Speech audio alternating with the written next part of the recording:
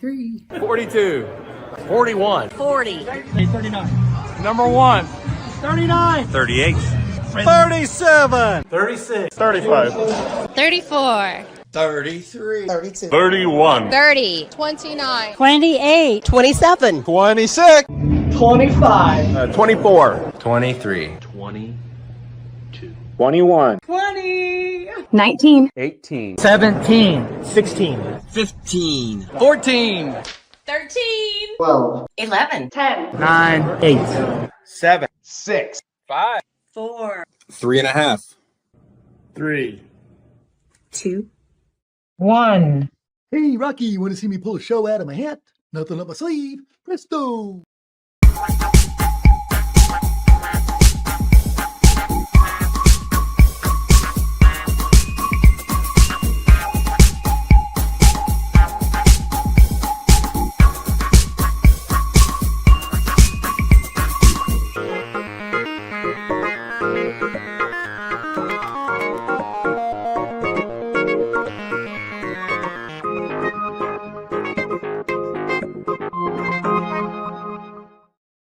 Hi, and welcome to the Mouthwash Talk Show, a minty, fresh take on politics. I might have to change the name back because ever since I've changed it to a minty, fresh take on life, we've had that. So, hey, hopefully we won't have the debacle that we had last week. I have my own data center here, new computer. It looks like it's working quite well. And I put my moon backdrop up tonight just because I know this show's going to be out of this world. So, a lot of fun times. We had a very good show with David Shelton Sunday at 6:30. It was live, had our most live viewers ever. A lot of questions were asked. A lot of questions were answered. The show was clipped. Hey, it was fun. It was fun. I thought it was a good interview. And program note, I will be on the John Rush Show, Freedom 95, when I get back to Indy next Wednesday. A week from now, I'll be doing an interview. We're going to wrap up this big convention we have. Maybe you've heard we've got a convention, a Republican convention coming up. You might have heard that. So I have my list of questions for Micah. I've had people send me stuff. We have a live chat on. We have all sorts of stuff going on here. Let's see. I want to start this out because, Micah won at the convention and I was actually there. And I have my own story about when Micah won. So let's do this. Hold on a second. Let me grab this one. Let's see. That one right there. Let's see if I can share it. Okay, here we go. CBS 4 is your local election headquarters. Conservative pastor Micah Beckwith won a surprising vote on the Republican convention floor this weekend. He became the party's lieutenant governor candidate. In Focus's Dan Spieler has reaction from political experts. Micah Beckwith. It was a stunning vote on the convention floor as Micah Beckwith defeated Mike Braun's chosen running mate, Julie McGuire, to become the Republican candidate for lieutenant governor, creating an unexpected partnership on the GOP ticket. We gave them a choice, and they said they don't need to always listen to the elite. There's no doubt about this. I'm in charge, and Micah is going to be someone that works with me. And if he doesn't, I think that means that it will probably not be as fruitful in terms of what we can get done. Those comments from Senator Braun leading to more conversation with our In Focus panel on what this stunning vote will mean for the race moving forward. When he said, I'm in charge, if you have to say you're in charge, you're not in charge. It's a clear repudiation of Mike Braun by his own party. I mean, he's the one that rolled this woman out one day after being elected as the nominee, and they rejected her. The big winner, Micah Beckwith, and all of his supporters. He's worked really hard for a year, did a great job. This was an upset. I think they were pretty confident. What I think it does for the McCormick campaign is it makes her an even more viable and attractive candidate. In a statement this weekend, Democratic candidate Jennifer McCormick said, I refuse to turn Indiana over to a Braun Beckwith team. How'd that work out? He has a history of making statements and policies that threaten the core values of our democracy and undermine fundamental rights, in her words. She'll hold a news conference tomorrow morning. Of course, we'll have much more coming up Sunday morning on this week's edition of In Focus. All right. Hey, Micah, how you doing tonight? I thought I would relive some memories of those. And I remember standing right next to your good buddy, Rob Kendall, and he jumped on Jay Hart like he was a trained monkey in a circus. He was so happy for you. So, it's funny how things change, isn't it? Yeah, I mean, you look back, it seems like a lifetime ago when that convention happened. It was only 2 years ago, but a lot's changed for sure. I listened to the pundits on those shows. I think it's so funny. I mean, it wasn't a rebuke of Governor Braun. It was a rebuke of the 8 years of the Holcomb administration, and that's what they didn't get. It wasn't the delegates didn't have an issue with Braun; they had an issue with how the establishment had just been shoving crap down their throats through the COVID pandemic and more taxes. They weren't listening to the grassroots, and so Governor Braun have worked really well together. I mean, we disagree on things at times, but it's been a great relationship, and it even started off the very next day after that convention. I'm sorry, it was Monday, so that was a Saturday. So the 2 days later, Governor Braun and myself and our two chiefs of staff got together. We had a great dinner and we just talked kind of strategy. And I think it's hilarious that they were like, "Oh, this makes Jennifer McCormick look a little bit more attractive." I know. I had to laugh.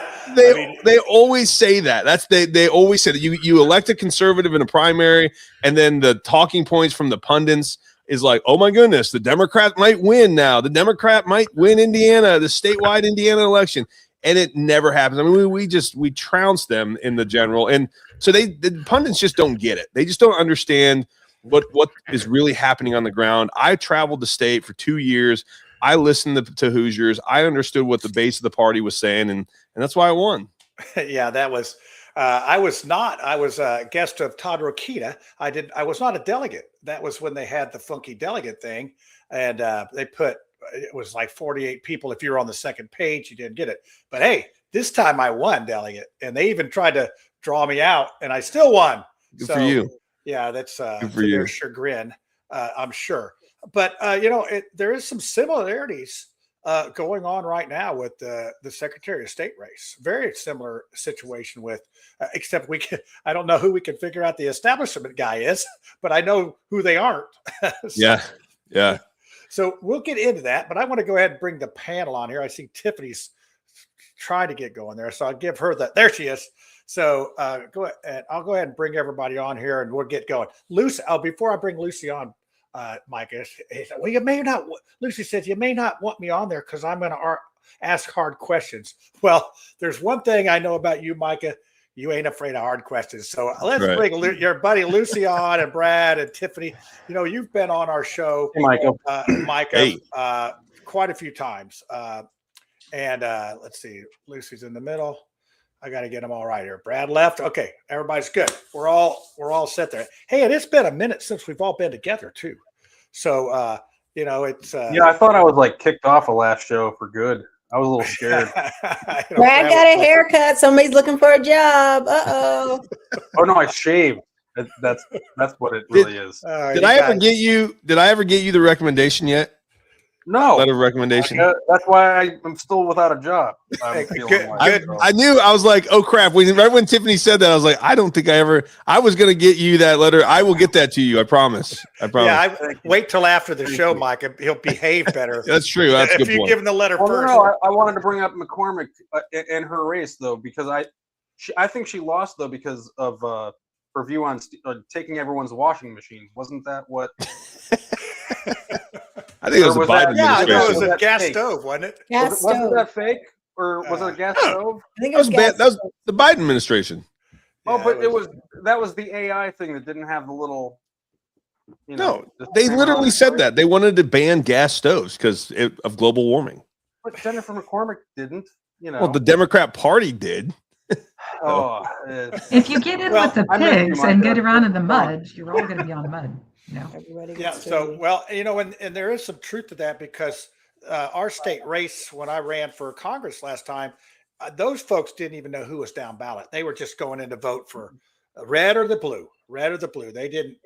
It was 65% voted blue in Marion County. And by the way, Micah, I got 4,600 more votes than your ticket did in District 7. I want to put that out there right now. You're a little bit more of a Democrat than I am. That's why. So exactly right. It's like I can make friends in low places. I That's went right. to the Democrat convention. I did all sorts of stuff that was just so you know, you are a really good, and I'm not saying this to be sarcastic. I believe this, John. You are a great servant leader for the Marion County world. I think you work across the aisle. You don't get offended.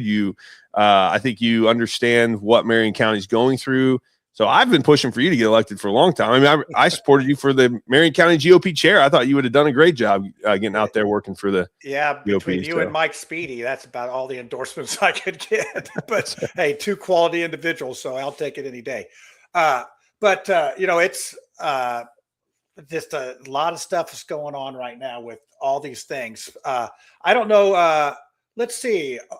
In the chat, I got the chat. So I promised these people that we could that will ask their questions. So I know that Kevin Ritchie sent me a DM, said, "Hey, how do I ask questions here?" So I'm just gonna I'm not even reading this question, Micah. We're gonna read this for the first time. Let me put on my these are my liberal glasses, as Whitty would call them, because they're clear frames. Models. Yeah, well, they were just the cheapest thing at CVS. So how thick are those? They're just like ×2. God, John's reading the future. Lay off the boomer. When will Micah bring his town hall to Knightstown in Henry County? I chatted with him last year at Greenfield. He said he would come and shoot some hoops. Yeah. Is that who is that from? Is that from John? Was that guy's name? Kevin Ritchie. Kevin Ritchie. Okay. Yeah, I think I met him at a town hall, if I remember correctly. Good conversation. I think we disagreed on some issues, but yeah, we need to get over there, Kevin. I will send the note to our team, and it's just really kind of, we're just sort of working our way around the state, but we'll put that in there. Maybe we could do a town hall from the Hoosier Gym. That'd be kind of fun. Oh yeah, you could shoot around out there. Yeah. You can measure the goals and see how tall they are. And then 10 feet. Yeah. So, did you not see the movie? Come on, John. I saw the movie. You never have seen the rim, little feller. I just want to tell you that right now. That's 10 feet. Can you touch the rim? Could you touch the rim? Man, no, I can't. I can get net. But that's that's why I love those like adjustable ones where you could bring it down to like 8 feet and just go to town. Yeah. Yeah. So I don't know who's got a question. I got a bunch of questions. I don't want to start this off. Lucy, unmute this thing. Give your. I have a question. Hold on a sec. Tiffany's going first. All right. So Micah, when we were starting and you were chatting with John initially, you talked about what you being elected was not, that was not folks rebuking Governor Braun. It was the grassroots talking, and the grassroots talking about, we want to go away from what the establishment's been shoving at us after the pandemic and the Holcomb administration. So what do you think grassroots is saying right now? Good question. That's a good question. I think they're still frustrated. Don't get me wrong. I mean, the grassroots, we didn't get property taxes. That was a huge fail. That was the Senate, right? The Senate really screwed us on that. But then we took out 5 senators, right? So I was a big part in finding and recruiting candidates to run because I was so mad about that as well. I'd love to see property taxes ended in Indiana because I don't think it's really your property if you have to pay the government rent to stay there.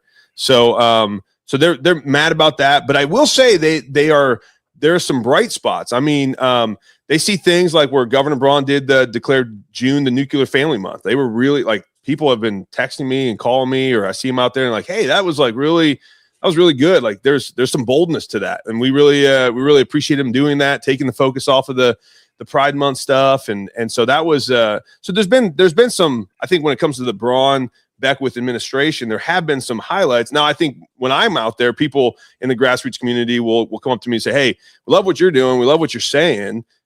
Keep saying it, keep pushing. And that, so I think there's kind of a disconnect sometimes between maybe the governor and myself, but I will say this, I think the governor is moving in the right direction. It's just encouraging him to be bold and to really just, take big swings. And he was a big part in helping us, challenge some of these incumbent senators that were just holding back the agenda that we really believe the base and really just Hoosiers in general are really asking for. So I think we're making good strides, but it's slow going. I'll be honest with you. I get frustrated too, but that's generally what I hear from the base when I'm out there talking. So do you think that these new guys, sorry, Tiffany, do you think these new senators, there's going to be some real property tax relief? Do you think that that's going to happen? I know, Yeah. Brad. I'm with you, Brad. Well, listen, here's the problem. It's our local officials. So local officials are really fighting us on property tax anything. Yeah. And because property taxes are their piggy banks, right? Your property, my property. It's their piggy banks. They can just increase assessed values, and then they can keep tapping into more money. And so that's where we're getting this battle. But I will say this: there's a couple good plans in the Senate, right? Well, in the Senate and the House right now that I think are getting some momentum. One of them is Ryan Mishler's bill. I mean, Mishler's one of the most senior level leaders in the Senate, and Chris Garton and Ryan Mishler both have signed on to this, and it would be 100% homestead deduction, right? So let's go. That's good, right? I mean, that would be your homestead. You would not pay property taxes on. You'd be able to deduct 100%. And it's coming from a guy who's the chair of the Appropriations Committee in the Senate. That's a big deal. J.D. Prescott in the House has his 7-year repeal and replace plan, which I think is fantastic. I love that plan. That's probably the gold standard. Probably a little bit heavier lift to get that through. But I do think, I would not be surprised if we saw some more steps in the right direction for property taxes, maybe even the 100% property tax deduction even. So, and again, we didn't create this problem overnight. It was a 50-year problem that's been just compounding over the years. We're not going to fix it overnight, but boy, I tell you what, we've gotten people to start talking, and that's huge because that was not happening 2 years ago. Yeah, and I think if you want to stay in office, you better get something Sure. done because the natives are restless. Tiffany, you had a follow-up question before I so rudely cut you off. It left me. Okay, that's fine. Well, we were talking about the what the grassroots was saying. Oh, yes, Yeah. yes. So, you and I are both elected, and when you're elected, you serve everyone. And Nuclear Family Month is a month of June, and I know it's the attempt to reclaim that from Pride Month and reclaiming the rainbow. So, what words do you have for your constituents in the state of Indiana who are not part of nuclear families? Yeah. What do you tell the children? Yeah. What do you tell adults who are raising children? Yeah, I would tell them that you're loved and you're welcome just as much as anybody else. The declaration of the Nuclear Family Month was not saying that people don't fit in. It's saying that there's a gold standard. And what we often do in the Republican Party, and this is where, Tiffany, I know you've been in conversations with our chair, Mario, and Mario was not happy about it. You had a councilman over in Carmel, Adam Assen, who was ripping on the governor for this. What they don't understand is they don't understand that we're not saying people aren't welcome. We're saying that the gold standard is this. This is what makes good societies. We don't lower the standard to the lowest common denominator. We invite all of the people to shoot for that standard. My dad was divorced. He would say the same thing. I've got people in my church that come from different types of families, broken families, families that just don't look like the nuclear family. However, it's not to say that they're not welcome. It's to say this is the standard of excellence that we should shoot for. It's the same reason we didn't lower. That every nuclear family is excellent. I'm saying that's the picture of a solid society is the foundation of a nuclear family. Just go back and study history. I mean and statistics even show that. So do you think that it would have been a great opportunity to talk about the success theory? I thought that was definitely a miss because we have, of course, American society is built on the family, the homestead. We've all seen Little House on the Prairie and the Waltons, and we know how important Ma, Pa, and a bunch of kids were to ensuring the success of settlers as America, as America was coming along. But, we've gotten to this point now where, we've got family and we've got this idea. And, we've got divorce, we've had abortion, we're moving forward. But I know how hard you guys work to get the success theory added into Indiana curriculum. Do you think that that's something that could have been added, could have been reinforced as, our school boards are working to get that put into the curriculum? You guys pushed it through at the General Assembly, but definitely a gap as we're trying to reestablish this gold standard for the next generation. I mean, we can always talk about the success sequence that we just passed. If people don't know what that is, it's there's a 98% chance you will be successful and you will not live in poverty if you graduate school, get a job, get married, and have kids in that order, right? So that is absolutely a great thing. I don't see how that necessarily conflicts with the nuclear family month. I mean, because if you think, well, can't a You're right, divorce does be a not part of that at conflict, the end? but I think it really sets a really nice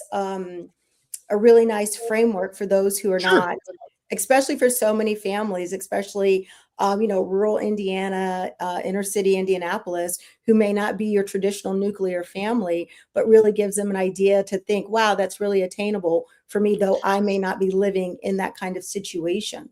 yeah, but it points to what is the standard, like what is that gold standard, right? You don't say, hey, we're just going to bring it down and the standard is going to become whatever you are. No, you say, I mean, we don't think about athletes, right? The standard of any athlete is the best athlete in their sport, right? You may not be that, but you're striving for that. And the more you see that standard and the more you strive, the better you become, right? And so that's what the governor was doing. He wasn't saying, we're not saying you're not welcome or there's something wrong with you. We're saying this is the standard, how God designed it. And as we strive to that, we will become a better society if we keep seeing the standard stay the same where it's supposed to be. Once you set that standard, though, you're basically saying this is way better than whatever anybody else is doing. No, I'm not saying that. God said that. Like that's the standard. That's the standard of society. That's what our founding fathers believe. That's what you can go all the way back through history. Like this is what we know is true as a strong societies are built on strong families. But and even yes, I agree with the family thing because even I think there's a thing as being happily divorced and then still making sure your children end up being productive members of society. Sure. So I mean that can be like the fourth. You can have great success stories from any walk of life. Let me ask a question though, Brad. Is it better on children to be in families that are divorced families, or is it better for the children if the parents stay together? Oh, I mean, just from my own experience, I would say like I and my ex-wife are so much happier now. And what about the kids? What about the kids? No, and then I feel like they would exist knowing that we're happier as well and get along in that. And we live in the same town. We have 50-50 custody. And if she needs anything, I'm there. And if I need anything, like for them, she stays out of my life. But I think, listen, I think if you're actually being honest with yourself, I think your kids would do better if the family stayed together. Doesn't mean they can't be successful. Doesn't mean you can't be a great dad and she can't be a great mom. But statistically, even look at the statistics. It's proven. It's been proven time and time again that there is a better outcome of raising kids if mom and dad stay together in the house. And now I'm not saying there's not times where the house is, there's a breakdown, right? Like parents are married, but maybe they're terrible parents, right? Like we see this all the time in DCS. Hey, they're a nuclear family, but they're a broken down nuclear family. This is not saying that nuclear families can't even get it wrong. This is saying that ideally for the kids. I've listened. Oh my gosh. I've listened to a lot of this. I'm going to break in as a woman who's been married for 35 years. In a traditional male-female marriage. I have 10 children. It's not all wine and roses. But most days it's, the coolest thing ever, especially with all the kids. Here's what I'm concerned about, Micah. And this is not a personal attack on you. I'm a libertarian, so I'm attacking the government. But right now, you're wearing the government's hat. So here it comes. I feel like you are gaslighting the entire state of Indiana for anybody who has not been able to achieve what you put forward as the nuclear family. Now, I don't disagree that it would be so awesome if there was always a father and a mother and they got along and they were there for the kids. And it's probably easier on the kids if they have good parents and they've got 10 kids and they've all got the same mom and dad, like my family.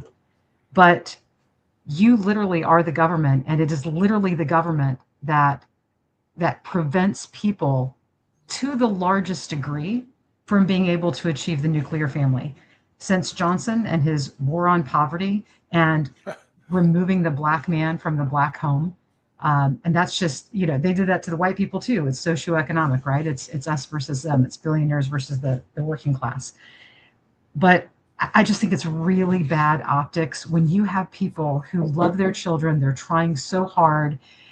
Half the reason that families are failing is simply because the tax burden is so large that one person has to pay for the family's living expenses and the other person has to pay for the bombs that are, genociding Gaza. I mean, one person works for the government and the other works for the family. So I think it's just really inappropriate at a government level to gaslight an entire population when it's literally the government causing the problem. I don't disagree with that, Lucy, in the sense that you're right. The Johnson administration did more to hurt the nuclear family than any other administration in the history of our nation, in my opinion. And I think, we destroyed the black family with that. We start incentivizing single homes with our tax incentives. It's better for a woman now, from a welfare standpoint, to have more kids outside of a marriage because she'll get more payments from the government when it comes to the number of kids she has outside. If she's married, she doesn't get it, right? And so you're absolutely right. The government has totally disincentivized good behavior, and we've incentivized bad behavior. Now, but should that mean we don't, I'm in government, should I not call that out? Should I just say, well, we don't want anyone to feel, hurt or gaslit, so let's just not talk about it. What would you have us do?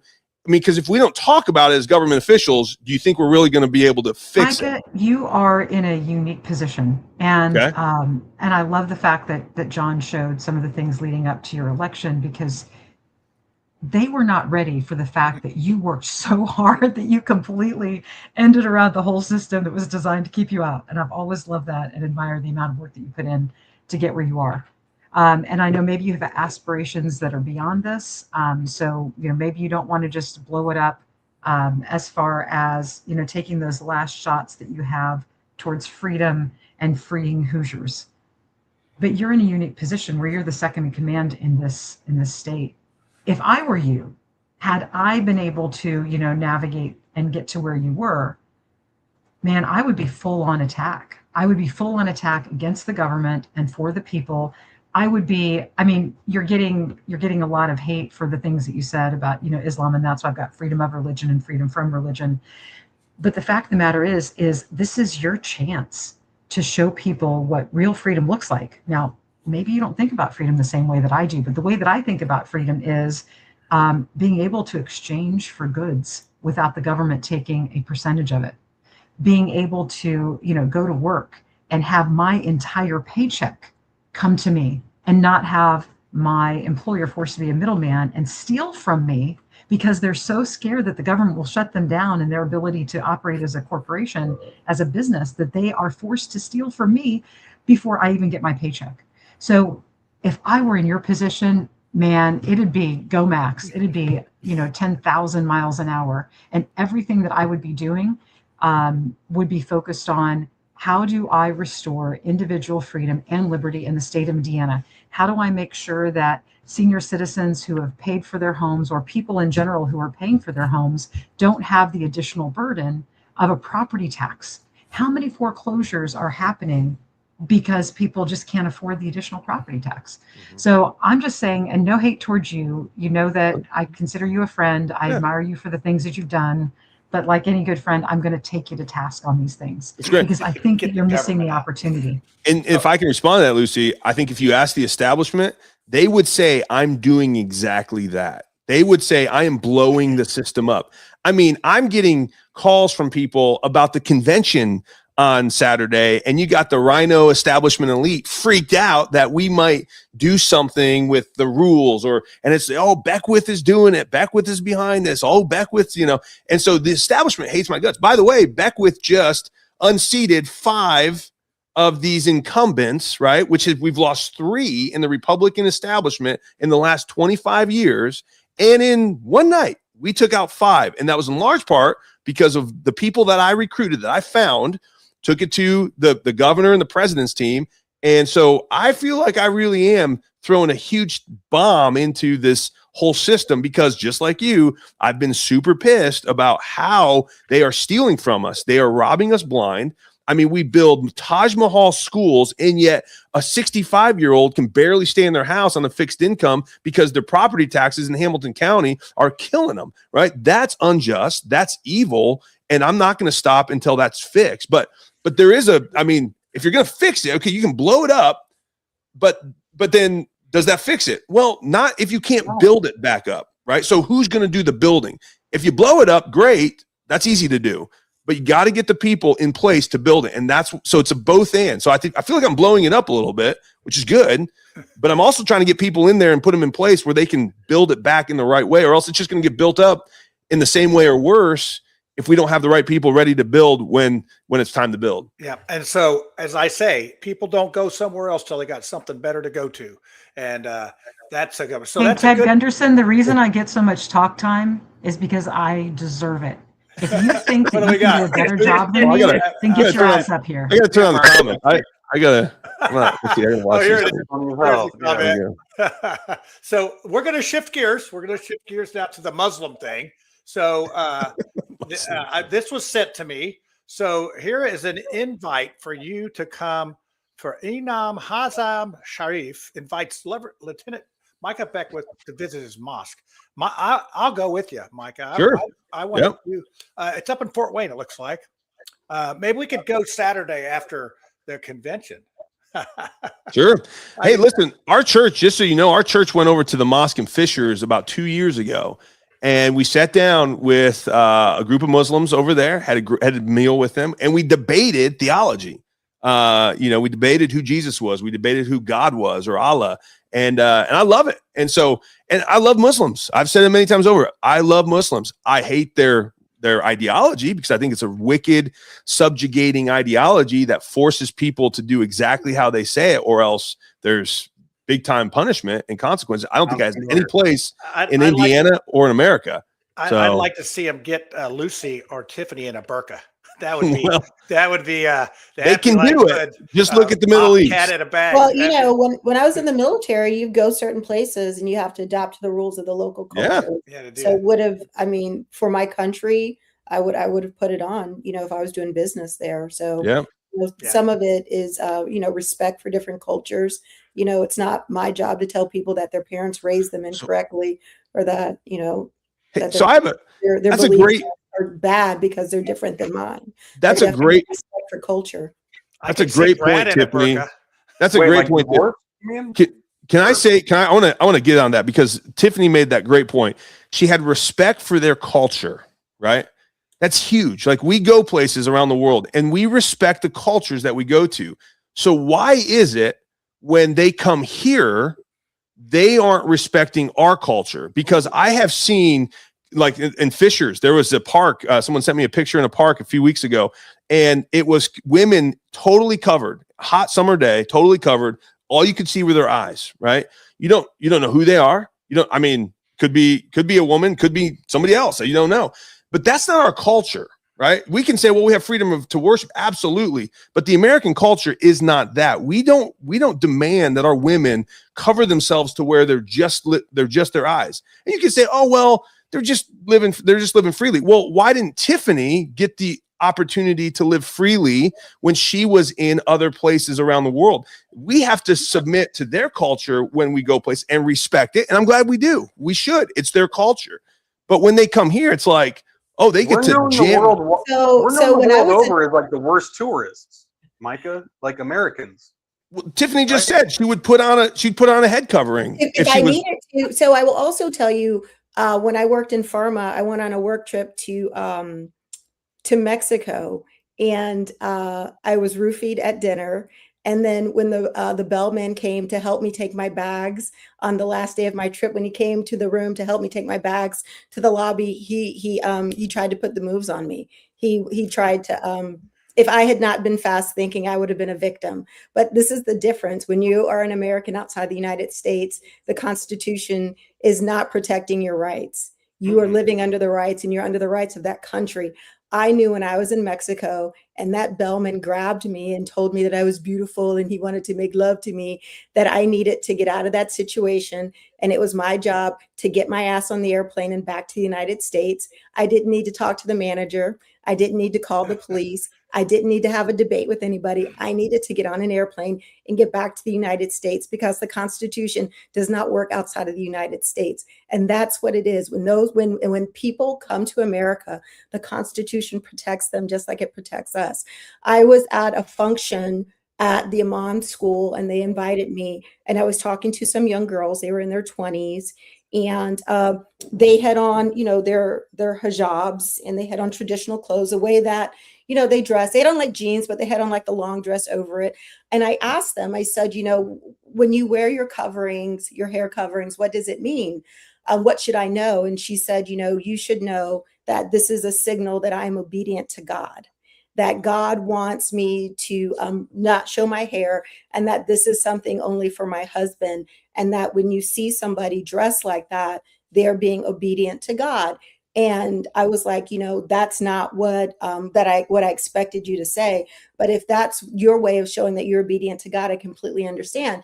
I wear 4 decades of a rosary with the Blessed Mother inside the locket because I'm Catholic and I'm obedient to God, and having the Blessed Mother with me is very important. So I think that that's the thing that is different.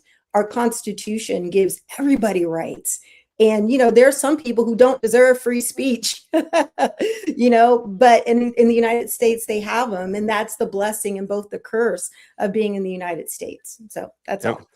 Yeah, that's good. What they want to do, though, they want to change our Constitution. I mean, they've said this. This is very much part of their strategy. I mean, if you look at Islam, it has been since 622 AD. It has been immigrate, populate, and dominate.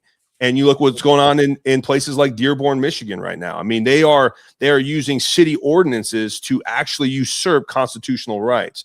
I think you just have to be aware. It's like, I'm glad they get to worship how they want. I have no problem with a Muslim woman putting on a hijab to be able to show that she is somehow honoring her faith and honoring the God that she serves. That's great. We protect that right. I want to protect that right for every single American, right? Whether you believe in God or not. What Islam is doing, though, and they are very clear about this, they want to come and they will eventually get the power to change that, and then they will implement Sharia law. This is a tactic. It's called taqiyya. It's called taqiyya. You know what taqiyya is, Brad? No, but that kind of a wave, I feel like we would be able to anticipate and almost have them either assimilate into us in just our ways, I guess. Like, assimilation takes time. Like, I always laugh about at the turn of the 20th century, thinking about Irish in other, Eastern European countries. Like, those immigrants had a rough time of it. They weren't welcomed. Like, America has always been, you got to fight to get in, almost. But with that, I don't see how they would be able to. Can you kind of go into that a little bit more then? Yeah, I mean, you can look at what's going on in Minneapolis right now. So they come in, they used our constitutional liberties against us, right? So the Somalis, a Muslim population, they came to Minneapolis. And one of the big things that we've been finding out why the government didn't do anything to stop the massive amount of fraud that was going on was because they didn't want to be seen as bigoted or racist to that people group. Right? Because that people group was making it very clear, hey, this is just who we are, right? So we're coming to you, America. You need to embrace us and our culture as we are. And if you ever tell us you got to assimilate in, well, that's being racist or bigoted. And I think you've seen what has happened in Minnesota. I mean, they have been totally taken advantage of. Taxpayers have been defrauded by hundreds of millions of dollars. And so again, that is, and I'm just telling you what the Quran, what the Hadith, and what the Sunnah say. I'm not telling you something. This is not Micah's interpretation of Islam. No. This is Muhammad teaching on what to do. It's called taqiyya. Taqiyya is you can come into a culture, you can lie to that culture, you can embrace them, make people feel like you are part of who they are, and then the moment you have the power, then you subjugate everyone else, right? This is go back through the Middle Ages, go back. This is exactly the playbook. And I get it. Remedy. What's that? What's the remedy? Well, I think the remedy is to say, hey, you're welcome here, but you assimilate into our culture. I think also a remedy would be don't give local municipalities the authority to usurp constitutional or state state constitution standards. So I'm not worried about our state constitution or our U.S. Constitution. Like those are really like rock solid like standards of who we are. But when you see municipalities making ordinances to usurp those things, like you see in Michigan or in places like Minnesota, that's what we have to do and say, we got to make sure the municipalities can't put in these types of Sharia law type practices that begin to then change our culture from who we are as Americans. So I think that's the standard. And then say, hey, you can come, you can worship here. I don't have any problem with the Muslim worshiping here.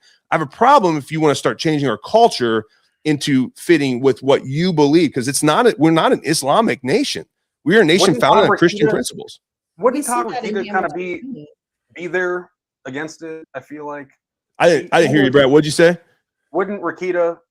I feel like this is like Todd Rokita, like what his purpose would be if this threat did come to Indiana. I guess, like, is it at our doorstep then, or is it?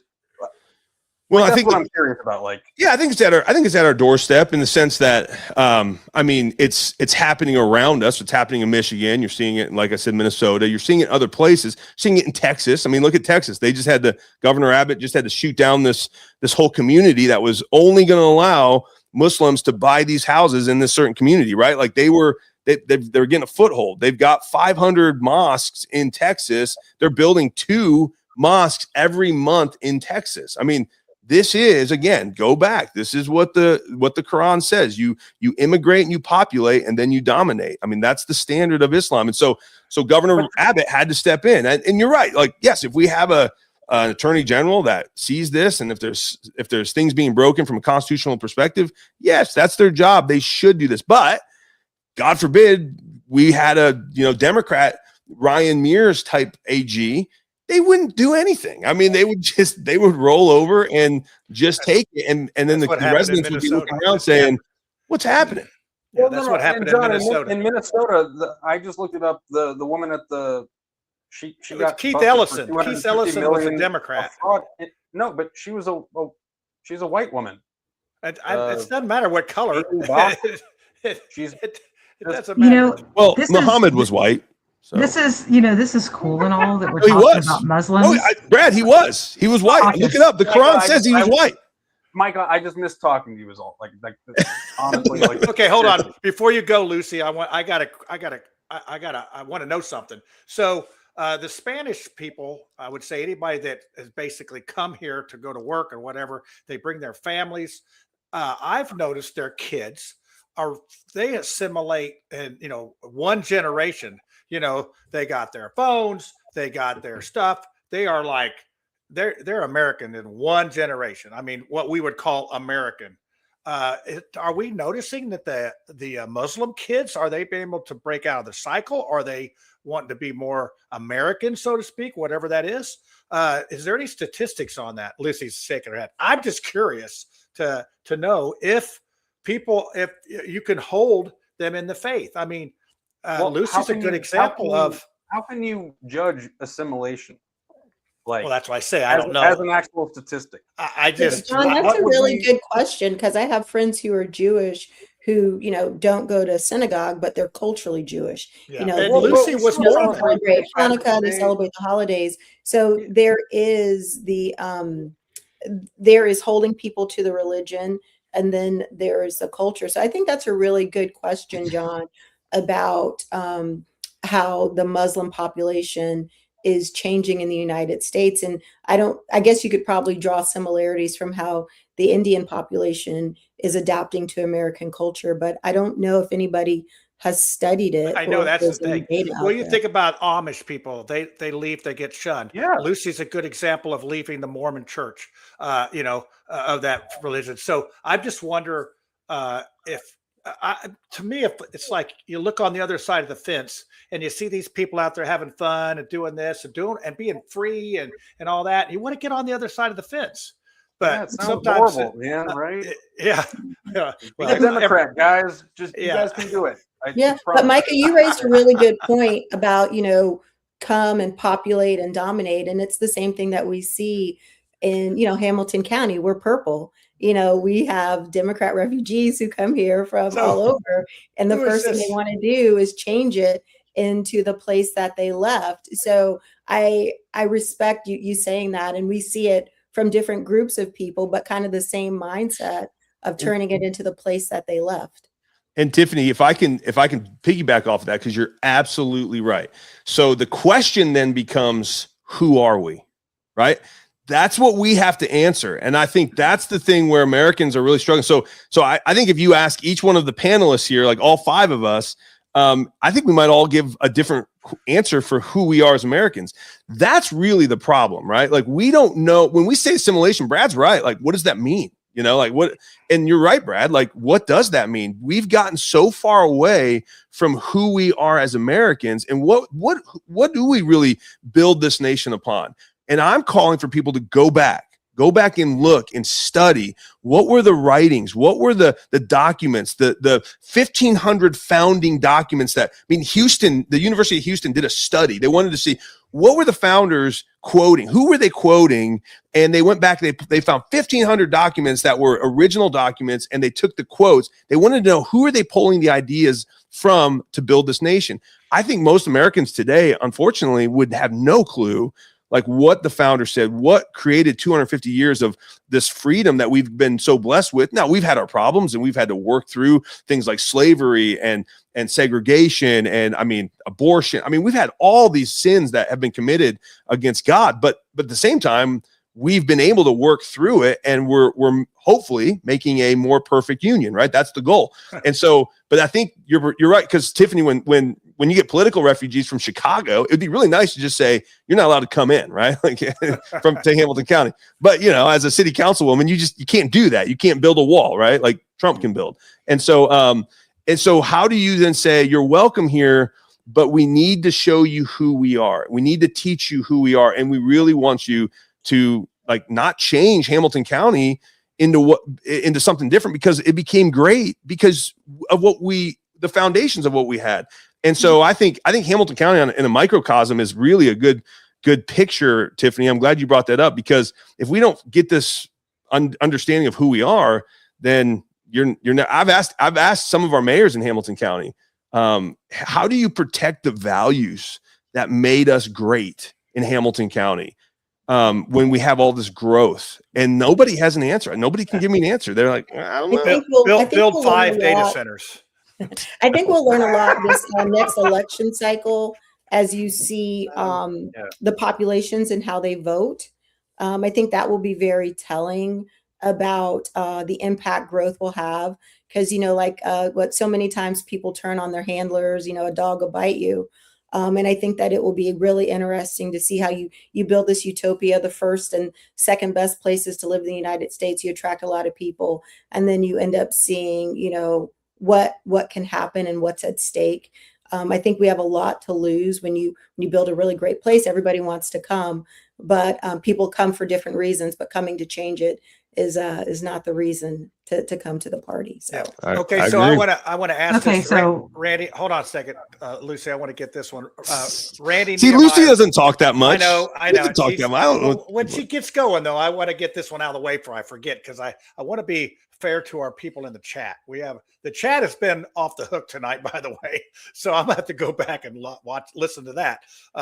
Micah, have you spoken to Daniel Elliott since all this has happened? Because I think he's a little confused about your message.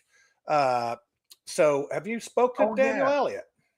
No, I texted him. So the first time, Daniel just took some shots at me in the media after a press conference, or I guess he wasn't even at the press conference with the governor. They were doing a bill signing for, I think, immigration, right? And the press was there, and they were asking questions. So Daniel might have gotten stopped by the press at that same one, and they asked him about my comments of hating Islam, right? And Daniel really took some shots at me. He threw me under the bus, and I texted him, I'm like, dude, what are you doing? He's like, well, the Bible tells us to love everyone. I'm like, the Bible does not tell us to love and embrace evil.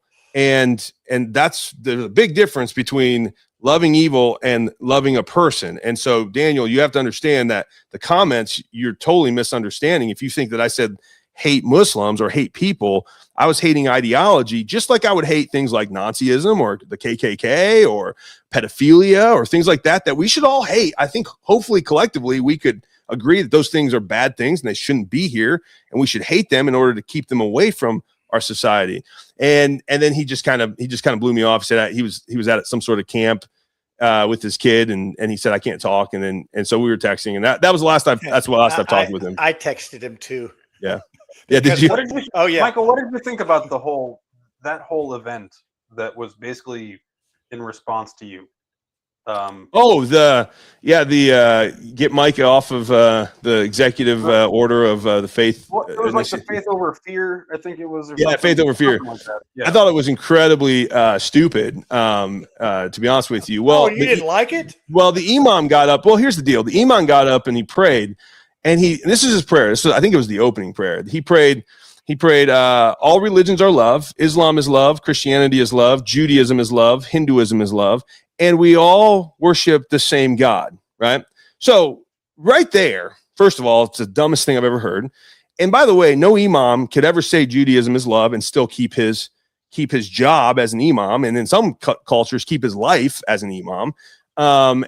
He's doing it under the guise of taqiyya, right? He can lie to the culture if he's doing it to protect and to push the growth of Islam. So that's how he's getting away with it. No imam would ever say Judaism is love. They would say Judaism is the infidel, kill the infidel, death to Israel, death to America. You've heard him say this all over the world.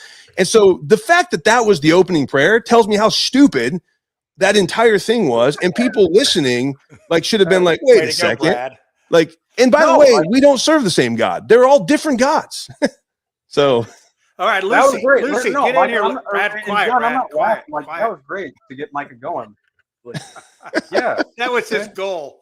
Lucy, as long as we're talking about religions that don't, worship the same God that I do as a Christian, I think we really need to be talking about Zionism and Christians who are totally deceived by what's going on, and they're confusing Jews and Jewish people with the Zionists, who have very distinct political goals.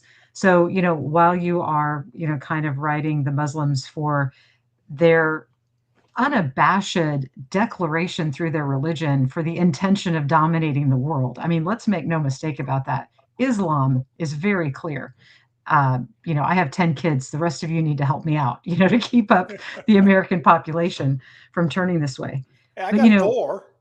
But, when we're talking about, the Jews, we have the Talmud, we have the Noahide laws. Goy are, I'm Goy, I'm non-Muslim, or I'm non-Israeli, non-Jewish. So we are just useful animals to Jews, and Goy are here to serve the Jews. And we know that there are multiple, just shown on the TV, there's multiple, I'm going to say enclaves, there's multiple cities that are completely Orthodox Jewish. And then they have, the sustained goal of basically taking as much from the U.S. taxpayer as they can. And by the way, since we're talking about Dan Elliott, who is Mormon, and I grew up Mormon, there's multiple factions of Mormonism that still believe and practice polygamy. And the first wife is usually the one who has the marriage certificate, and the rest of them are all spiritual wives. And of course, those kids are all on welfare. And so the polygamous Mormons, not the official LDS Church, they call that, what do they call that? Something the beast, like, getting money from the beast, which is the U.S. taxpayer. So let me boil that down into a question, which is, to be fair, Micah, are you willing to expose the Jewish religion for the same types of behavior that you are identifying in the Muslim religion? Yeah, I mean, I think they don't worship the same God either. Lucy, I mean, they're very clear. Like, they don't believe in Christ, right? In America, we are founded on Christian faith. Like, that's the foundations. Like, so there's gonna be friction between those Abrahamic religions, right? But to say that we all worship the same God between Islam, Judaism, and Christianity, it's completely a lie. It's not true at all. They might believe Jesus existed, and Islam does. They call him Isa, right? He's the prophet Isa, right? And he's actually a revered prophet.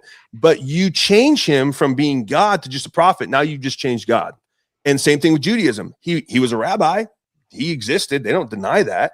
He's not the Messiah. You've just changed the God, right? In Christianity, we say, no, we believe that Jesus is the fulfillment of the Talmud. He's the fulfillment of the Noahide laws. He is the fulfillment of everything God was laying in the foundation in the Old Testament to say, I have a new testament of mercy and redemption for you. And that's who Christ is. And that's why the Talmud without Christ is so destructive. That's why the Quran is so destructive, because they don't know the redemption or mercy of Jesus. You ask a Muslim, does God love you? They can't say yes. They say, no, Allah doesn't love. By the way, you could practice everything exactly how you're supposed to practice it and obey Allah and his commands to a T, and you still don't know if you're going to get into heaven someday. It only depends on if Allah's in a good mood that day. They don't understand a personal relationship with God. The Jews do not understand a personal relationship with God. We, as Christians, recognize God did everything he laid in the Old Testament was to say, I want a personal relationship with you because I love every single person in the whole world. Now, when it comes to the political side of things, let's just talk about modern day Judaism, right? And the state of Israel. I think the state of Israel does a lot of things really bad, right? I call them out on it. I say, hey, that's not right. I mean, they were the most tyrannical nation on the face of the earth during COVID, right? You want to talk about just drinking the Kool-Aid. They drank the Kool-Aid and then had Kool-Aid parties that they were swimming in Kool-Aid swimming pools. They drank so much Kool-Aid. I was appalled by what they were doing to their people, right? I called them out on it. That doesn't, just because they are somehow the Old Testament doesn't mean they get a free pass to just do whatever they want. Now, I'm thankful that they are a buffer in the Middle East as an ally. They are not a buffer, and they are not our ally. They're the perpetrator of genocide. They're flat out using you and me as taxpayers. What do you call it when you bomb children? What do you call that? They're getting money from the U.S. I mean, from what I have. So you're talking about bombing children in Gaza, right? Bombing children in Gaza. I'm talking about I'm talking about Benjamin Milikowski, the Polish man who cosplays as the Prime Minister of Israel. Here we go. And pretends to be a Jew instead of a Khazarian. Well, let's get to the bottom of all this. He is an absolute psychopath, and every time the ongoing trials get to a point where they may actually hold him accountable for something, then he bombs something. Just like Obama, if there was heat politically, he'd go find something to bomb. Trump does the same thing. At the very Get out of here. And let's lay off the Polish, though, Lucy. We are a society. We are a society that has been naive and gullible because our education system dumbed us down so that the Epstein class can continue to kidnap our children, kill and torture them, and send them into sex trafficking to not just Israel, but right here in the United States. So the only thing that I see that can happen is for good people to stand up and say, we're just not going to do this anymore. We're not going to pay your taxes. We don't have any taxes ourselves because taxation is theft. And we're just not going to give you our money anymore. We're not going to give you our time. We're not going to give you our labor. We're not going to give you our support. And the sooner people wake up to just go watch the movie They Live and wake the Okay, so we're getting close to the end here. I want to go ahead and play a clip here because we do have some. Hey, I'm gonna address my good friend Janet, and I hope Janet, you can still be my friend after this because I love you. I think you're an incredible human being and even better grandma.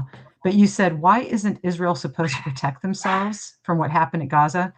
Everybody always says, I agree. Well, Israel has the right to exist. Yeah, we all have the right to exist, and inherent in that right to exist is that my rights stop where your nose begins. We all get to exist, but existing doesn't mean that I get to perpetrate violence on you or vice versa.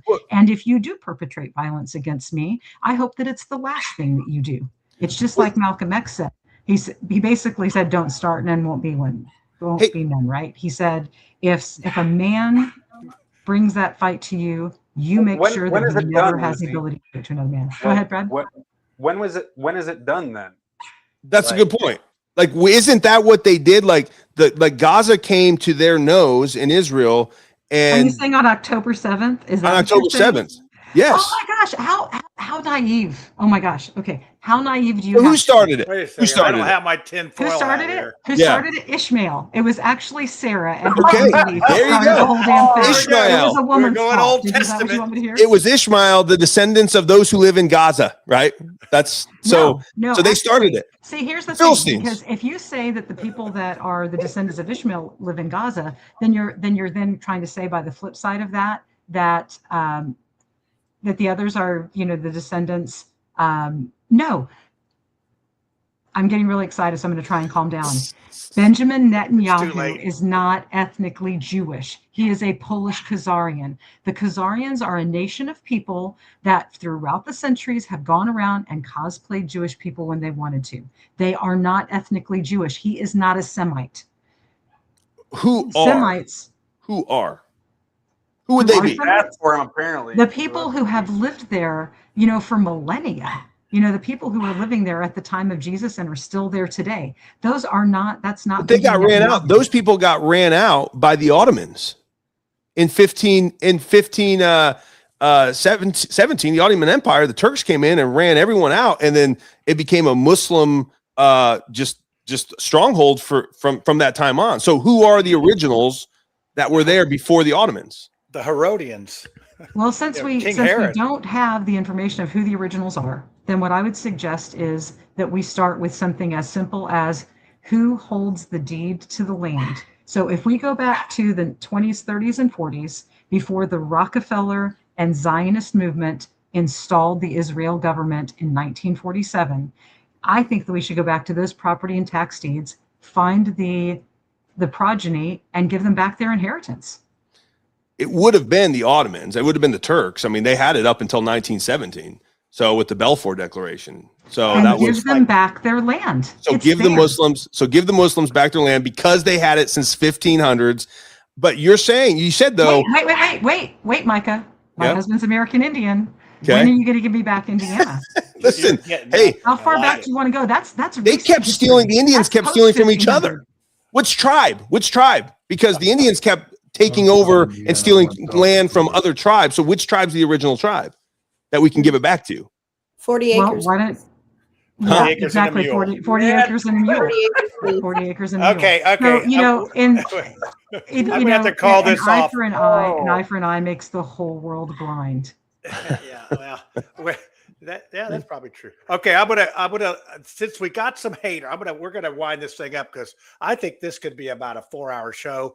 And I can't believe it's already been an hour. Totally in on it. The first hour was just warm up. Erica Kirk is a psychopath, and she was complicit. And sent my grandmother a letter. Really? Oh, my dad got one too. About that. Erica Kirk wrote your grandmother a letter? Yeah, to ask it's a marketing for piece. In marketing the piece. My dad got one too. Okay, Micah. I got one too. Yeah, I'm not happy about that.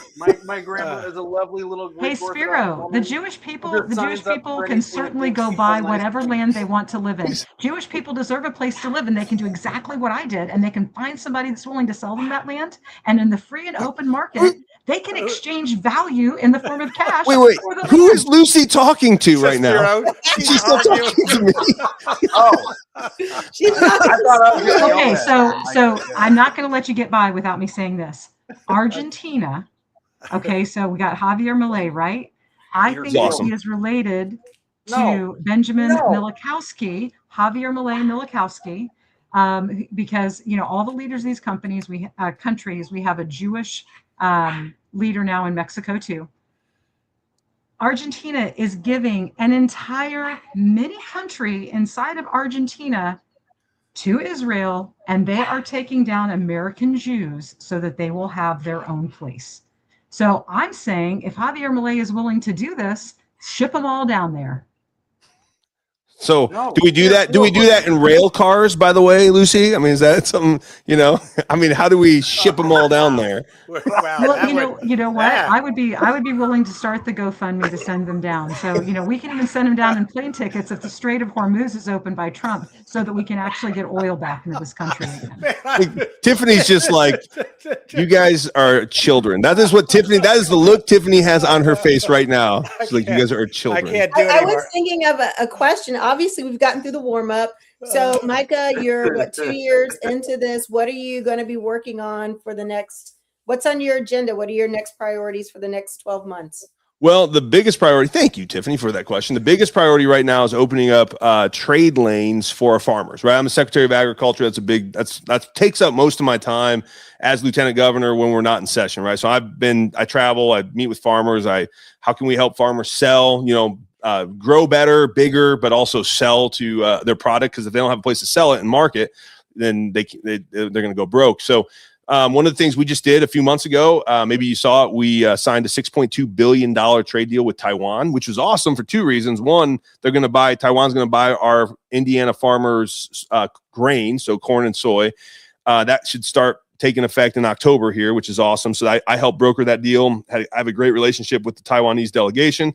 The second reason it's awesome is because it kind of pokes the Chinese in the eye a little bit, and those communists, I'm not a huge fan of them. So, it's kind of nice to say, okay, hey, we're going to buy from your mortal enemies. And if you don't want to play nice, China, because this all came to be a problem when China did the tariffs, right? And they stopped buying our corn and our soy. So we've got to have more diversified markets for our farmers. So that's really kind of the thing that's like always been on my mind, and it will continue to be on my mind for the next 2 years. Then there's other things with OCRA, Office of Community Rural Affairs, helping small rural communities build their infrastructure out and get them the help they need as far as some maybe grant funding and things like that. But that's really those are the two big things that I take up most of my time. I'll continue to do that. So follow-up question. Yeah. So spend some time with the folks at the Farm Bureau, and one of the things that they said was maybe 2025, 2024, the state of Indiana had lost about 350,000 acres of farmland to development. And we've got, Indiana feeds the world. And then we've also have data centers, and seems to me that we're putting these in more populated areas. And I don't understand some of the science behind that, but that's my fault.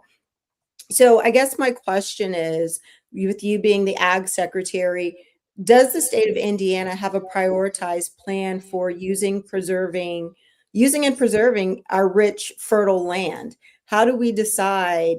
Do we have a map that says, these places are most fertile, these are places that should not be developed, these are places that we really need to preserve for, the nation's breadbasket and things like that? So how do we, as a state, prioritize the use of our land for development versus agricultural needs? It's a great question. And the battle is all centered around basically property rights, right? So it really comes down to how much do we want the government telling a landowner they can't do something with their land, right? If a data center comes to a farmer and says, we will give you $25 million right now for your property to put a data center on it. Like, they can barely break even on that farm ground right now because of how they just don't have the markets right now to sell.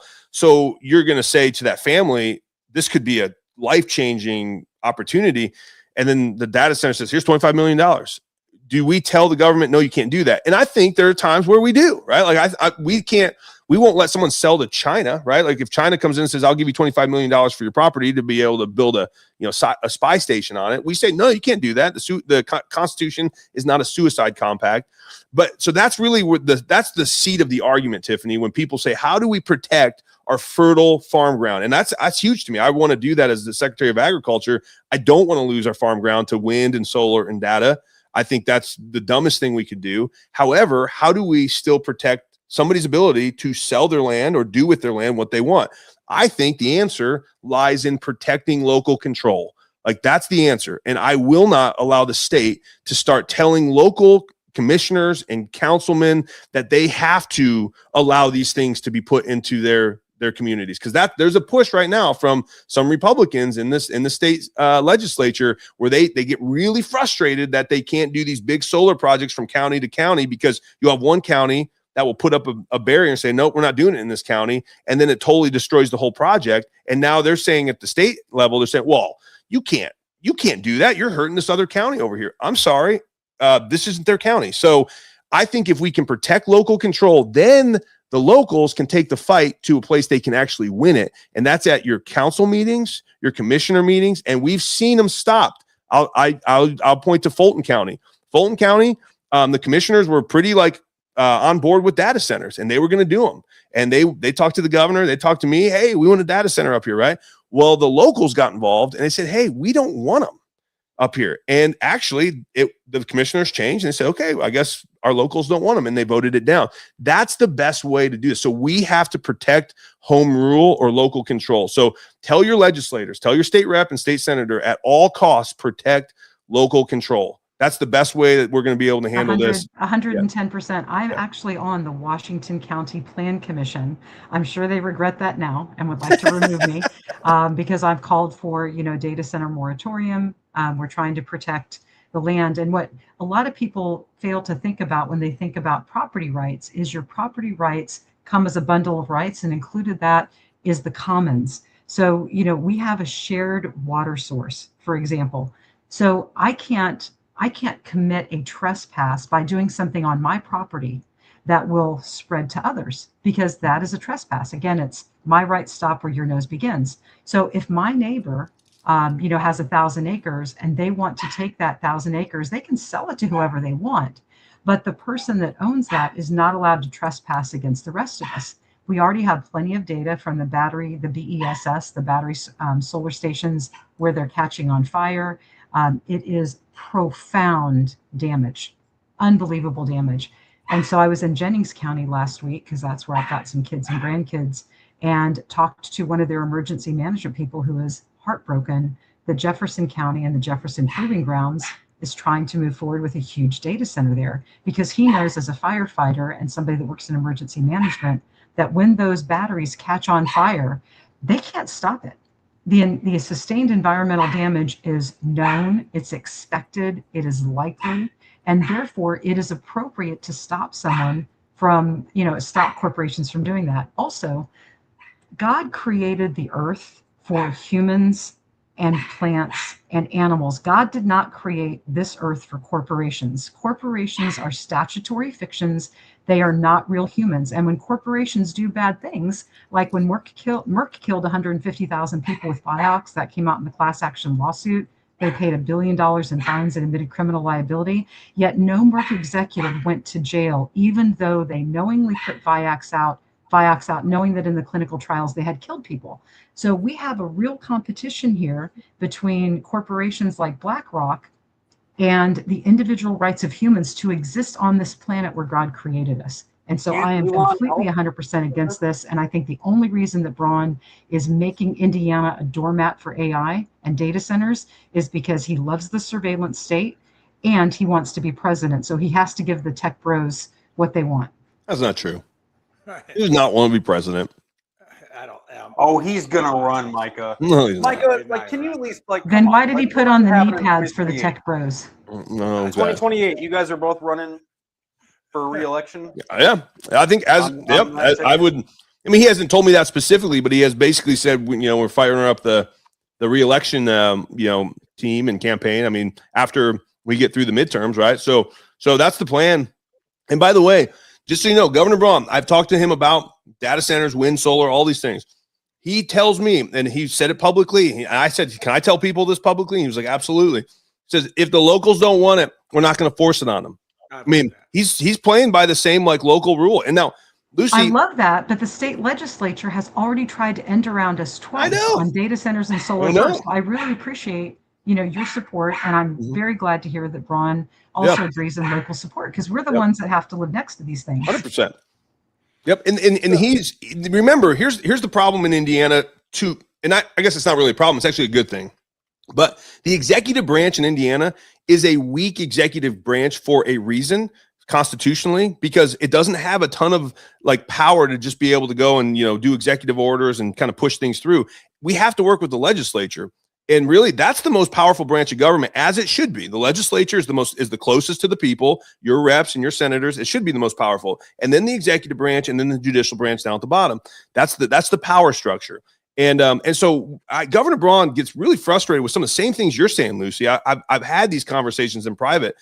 He says he sounds in a lot of ways sometimes like you when you're really saying, man, we cannot let our farm ground be taken like this. The problem is, what do you do about it? and the legislature will continue to try to push and push and push and push to try to take away local control. He's standing up, stopping it. He'll veto a bill that comes around like that. Now, if he does, it's only a simple majority to override a veto, right? So again, it goes back to the legislature. I would like to believe in the tooth fairy, and I would like to believe that Braun is protecting Hoosiers, but I can't do both of those things, so I got to choose one. Well, don't tell your kids that, because they get $5 from the tooth fairy. So I got a question.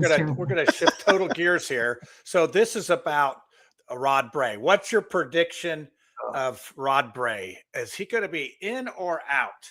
Oh, I think he will probably not be able to continue to be the pro tem. I mean, listen, I don't personally have an issue with Rod. He's a nice guy. Him and I have cordial conversations. This has nothing to do personally with him. I see him as the leader. He did not believe that the Republican Party actually wanted redistricting, and the Republican Party overwhelmingly did, right? And so he just essentially didn't. Though, like that was the thing. Like a lot of the citizens let them eat cake, Brad. Let them eat cake. A lot of the citizens went to their senators and made their case, and I feel like that is completely ignored.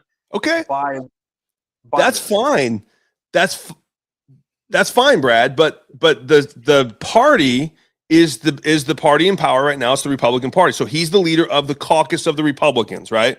So we're just talking about like him being the leader of the caucus. That's the pro tem, is the leader of the majority party becomes the pro tem, right? So if you don't do what your party wants, I get it. All the Democrats came out in droves and said we didn't want it.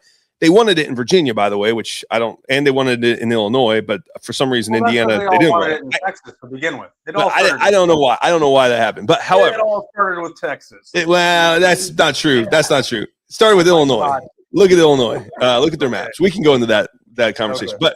But I think what Rod Bray just did is he was like a football coach that just had a 1-16 season, right? You lost 5 of your incumbents, which has never happened.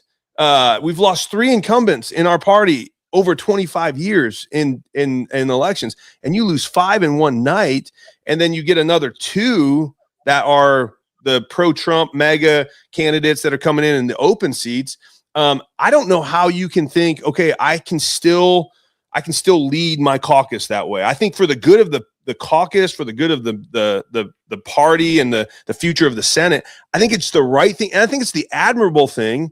For him to just step aside and say, hey guys, I'm just going to pull my name out of the hat. Why don't you vote in a different leader? I'm happy to be on the team, but somebody else take the leadership role. I think that's what needs to happen. I think it will happen. He always looks anguished that he's got that position. I mean, he just looks like it's got the weight of the world on him.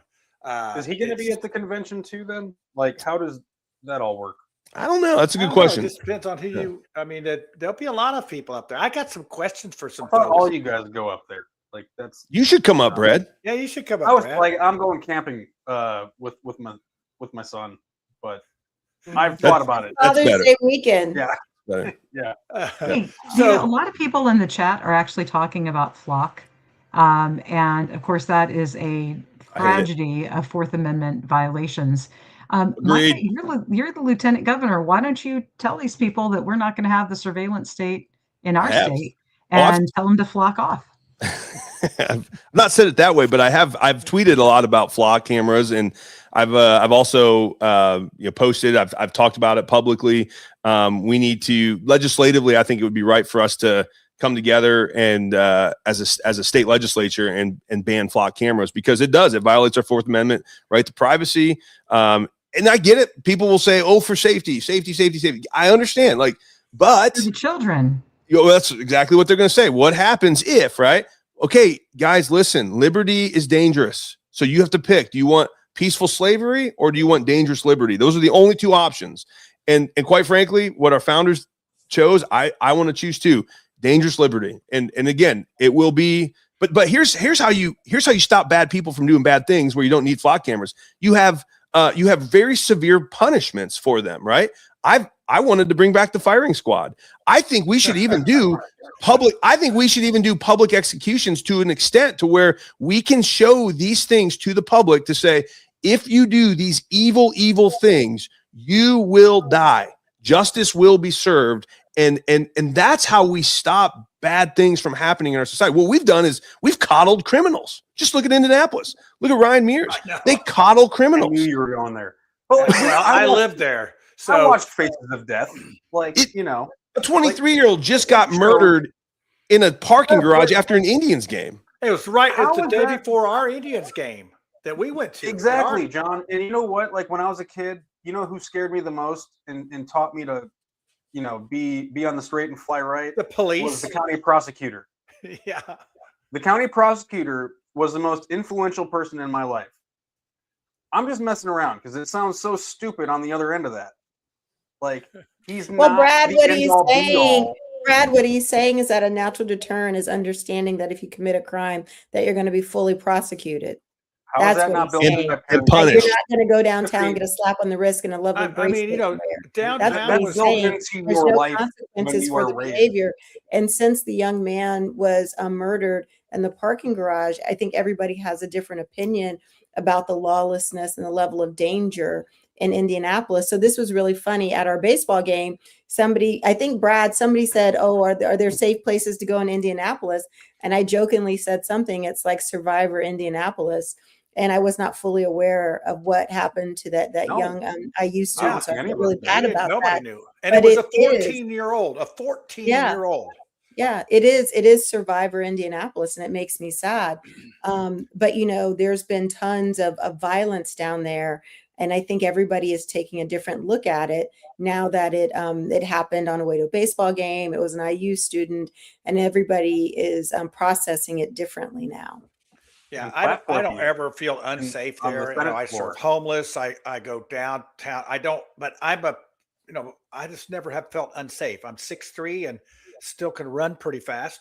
So I was outside of a bar for the rest of the night from like 2 o'clock in the morning until like 4 o'clock, like basically like leaning up against a fire hydrant.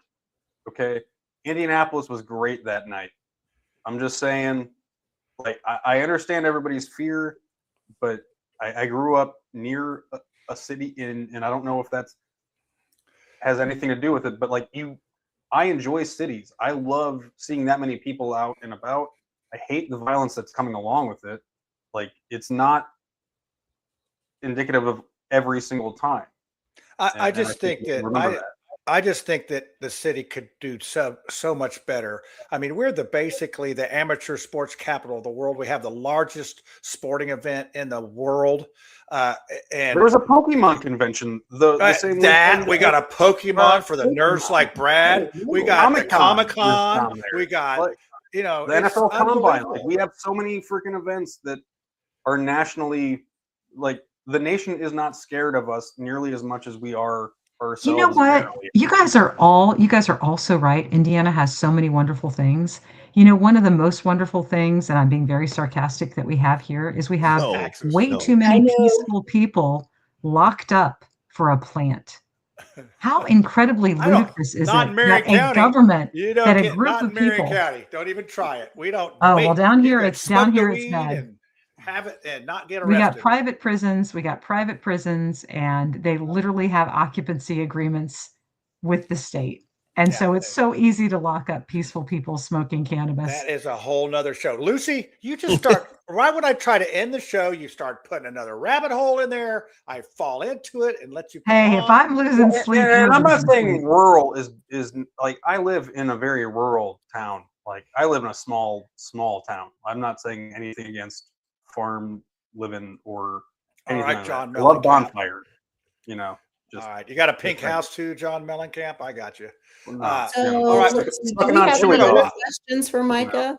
We're winding this up. This is Micah, I appreciate you coming out because I have a question. Yes. So, you know, with Diego and the situation there with him being an incumbent, and the support structure changing around him, and his path to power was much like yours. Definitely, he built a relationship with delegates, won the convention 4 years ago, and you know, through the way he's governed, he's gotten some negative attention. And, the power structure has changed around him. And it seems like the establishment is trying to make a correction. Micah, when you think about like your path being very similar to Diego's, building the relationship with the delegates, and as we were talking about earlier, the comments about Muslims and some of the things like that, the things that get you a lot of attention, do you think that that in 2 years, the power, the support around you could change much like it changed with Diego? I mean, maybe. I mean, I think the media will continue to, twist my words, take it out of context. I mean, again, even the Muslim comment was, "I love Muslims," right? I hate Islam. They said you hate right? Muslims. Oh, you hate Muslims. Oh, he's saying, hey, he wants to hate us. He wants to. No, that's not what I said. I think what the media does, and they will do it to me. They've been doing it, and they'll twist and they'll make up stories. I mean, even remember the AI porn story in my office? Like, whatever happened to that? Like, where'd that go? Oh, shoot. Oh, maybe it wasn't real, right? Maybe it wasn't real. Sued. When you talk about where did it go? And so. It's here's the deal. Like, this is certainly, they're going to do the same thing to me. I'm not listen, Diego's a friend of mine, but I think Diego has certainly made some political mistakes. I mean, going to India and selling H-1B visas, like, listen, I don't even care who paid for it. I don't like the fact that he's trying to get more immigrants to come to Indiana. And I told him that. I said, Diego, what are you doing? Like, this is not good. Like, we don't need more immigrants in Indiana. We need to take care of the people that are here first before we open it up to the whole world. And so things like that, where I'm just kind of like, I do think he's made some mistakes. I will say this. I think the base that I saw, his base is my base, right? Like, it's the grassroots conservatives. Diego promised a lot when he ran. And I remember this, like, Diego was promising a whole lot. And some of the base, when I remember having conversations after a year in office, when he was in office, and they were starting to get real frustrated with him. I get it. Like, that happens with me too, right? Like, people say, "Oh man, what about property taxes?" All these things. It happens to all of us, but you have to realize it's like, okay, you've got to come through and you've got to start doing some of the things that you promised, or you don't deserve to be in office. And so again, I'm not here trying to say, hey, Diego should or shouldn't get it. I don't tell the delegates what to do, because I know the delegates better than anybody else. The delegates will do what they want to do. They're the most educated voting bloc that we have in the state when it comes to elections. They're going to do what they believe is best. Now, I think Max, I've known Max for a long time. Max and I are very similar. We're ideologically on the same plane. I think Max would make a great Secretary of State. I think David Shelton's worked his butt off for 2 years. I mean, that guy worked harder than I worked in this. And so David Shelton, by all accounts, is a solid clerk. That's why he has a lot of the clerk's endorsements. Competency for him is his main thing. Jamie Rittenauer, I mean, I love Jamie. I've known Jamie since she ran for governor. Jamie's really passionate. She's got a great vision for how the office should run too. So I can't tell you what the delegates are going to do, because I know the delegates well enough to tell you that they're going to do whatever they feel led to do in that moment. And so it's going to be interesting. I don't know how it's going to pan out. I don't know how it's going to play out, but boy, I'll tell you what, I'm glad we have competition at the grassroots retail politics level. Every single one of these candidates is having to go door to door in a sense. Like, they're going to Lincoln Days, they're shaking hands with people in the party. They're getting face-to-face conversations with people like Lucy, who will ask them the hardest questions possible. And they're going to have to, sink or swim, right? Yeah. So I think that's how politics should be. The best thing about conventions, and I want everyone to hear this, because the establishment will try to get rid of conventions because their money doesn't work at a convention. That's the best thing about a convention. You can't buy a convention. You can spend $5 million, and the guy who spent $20,000 might still have a better shot than you. And that's the beauty about conventions, and we got to protect them, because it's the one actual genuine retail politic election that we still have in our state. So I think it's great. I'm excited for this weekend. I think it's going to be a great weekend. Are you a delegate, Mike? I am not, because I did not run, because I don't think elected officials should run to be delegates. Finally, somebody agrees with me. Tiffany's a delegate. I'm a delegate. I've been a delegate since 2016. I've been a delegate since 2016. This is the first year I won't be. My wife is a delegate, but I tend to say, hey, listen, if you're an elected official, let the grassroots people who aren't. And then if you get appointed, like if your chair needs you to be there because there's openings, well, then that's fine. You can go for that. But that's a personal conviction. I mean, listen, if an elected official wants to run. Oh, quit trying to be fair and all that. Okay, I got to ask this question. This is from Whitmer. And if I don't ask it, he'll call me a boomer or something. I want to know about the government pay to play, and I think what he's which one? You know what I'm talking about. It's like, okay, so you donate to my campaign, you get a job. Yeah. Type of, what's your thoughts on that? Yeah, I mean, listen, I think we've just got to continue to expose it. Like, the best disinfectant is sunlight, right? And so, there's so many pay to play.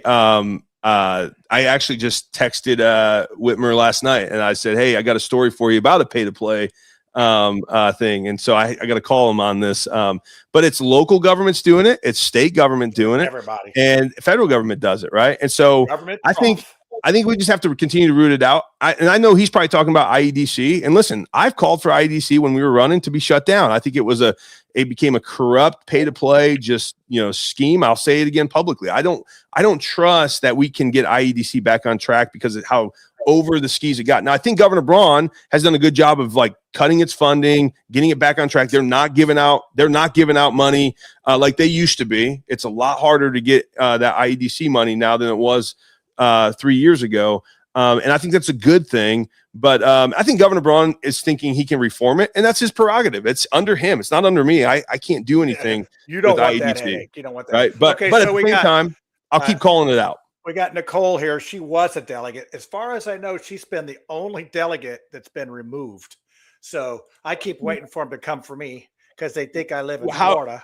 How did she get removed? They actually went to court, I think, and I can't. They had it's up there in Brad's neck of the woods, Madison County. Yeah, I know her. She, they have so many rules they can throw you off. If they like you, they like you. If they don't, you might as well. It's more of a club, and you ain't in it. Yeah, that's the name of my book, Micah. It's a club, and you ain't in it. I'm on chapter 3. You're going to be in it too. All you people are going to be in it. Everybody's in it. What do you think about some legislation about Kalshi and poly market apps, prediction markets? Yeah, I mean, I don't know. I mean, is that big of a do you think are you talking about for politics specifically? There's $85,000 on the SOS race. Okay. Do you think somebody has the ability to throw it or change it? Maybe not this time, but totally. Joe. I mean, Pete Rose. I think it's a little different. Not just for this race. I mean, in general, I feel like the federal government wants to regulate it a lot more than states do, but states were very much more in line with gambling and betting apps and stuff. And I know that we have different laws about different websites than different states. So sure, why wouldn't this be any different? I guess. I mean, I don't know. I'm more of a free market kind of guy. If the government doesn't need to get involved, I'd rather it not. And I guess I would ask the question: does the government need to get involved in this? I didn't realize it was a huge problem. I mean, I know people bet on it, but but we don't know who bets on it. We don't know. I mean, there's a lot that we don't know about it. That's all I'm saying is that I think it needs to be. It should be investigated or at least looked at by. Yeah, sure. I guess the question then becomes is, can somebody throw an election, right? If you can do what Joe Jackson did, but that's a baseball game or I think you can intentionally strike out in a baseball game to throw a game, right? You can do that in a presidential race too when you're RFK Jr.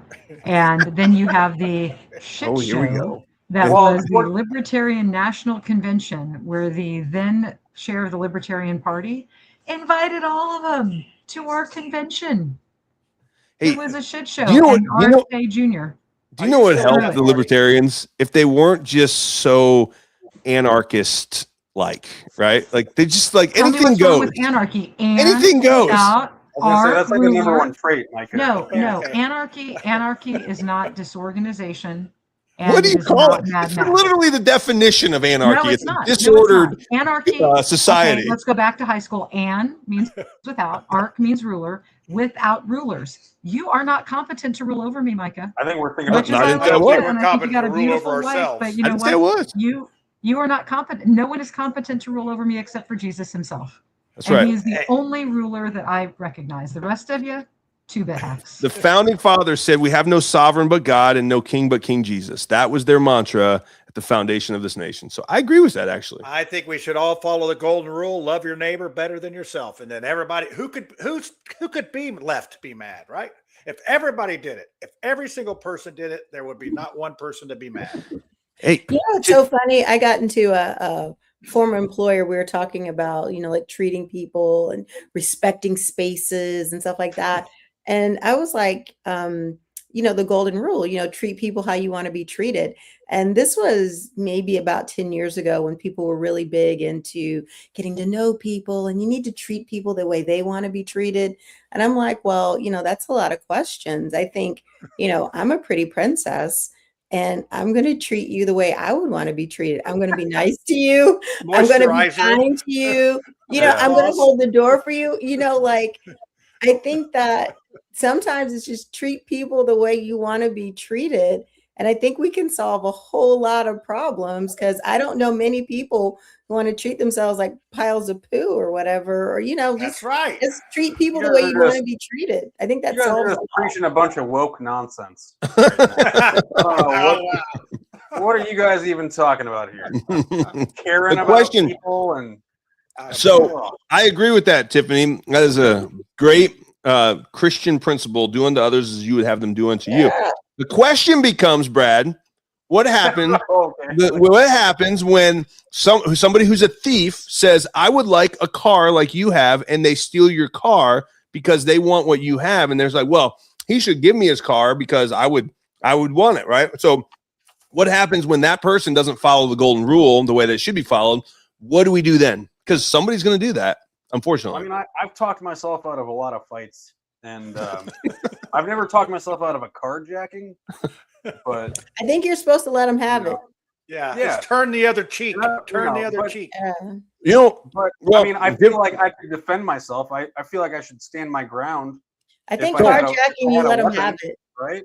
Like, well, okay, so right there? Like, so here's kind of here's where people. That's the result, or that's like the solution. Yeah. For that, so here's where people they forget there's two authorities at play here. You have your personal sovereign authority, but then the government has an authority and a duty to protect your sovereign authority, like to secure your rights. That's why government is supposed to exist.